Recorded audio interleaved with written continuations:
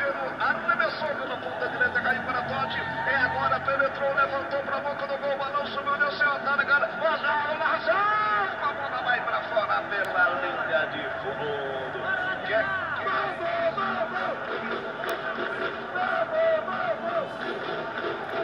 Sai do chão, sai do chão.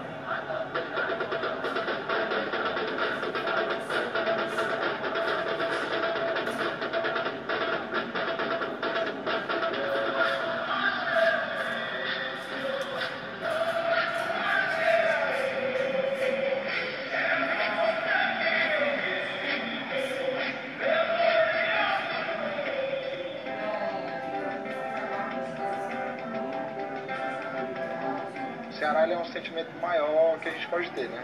Que é o amor. Meu pai. É o culpado de toda essa paixão, meu pai. É pros estádios com meus irmãos e tal, né? Aí a família toda foi acompanhando a paixão, o sentimento. Tem sangue, né? Ela vai das cacundas pro estádio. Aí pronto, aí a galera toda é Ceará.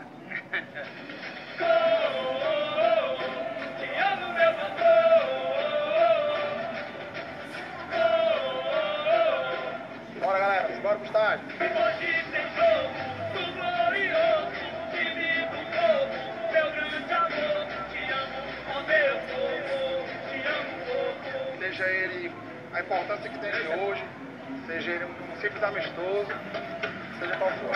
Essa é a rotina da nossa torcida. Te amo, meu povo.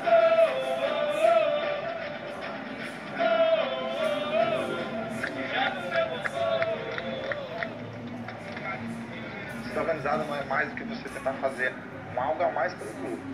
Torcer, todo mundo pode torcer. Ir pro estádio, pagar, ir pro estádio, xingar, comemorar e ir embora. Mas torcer, passar um jogo todo de costa pro campo, olhando pra galera, pra todo mundo cantar, pra todo mundo pular.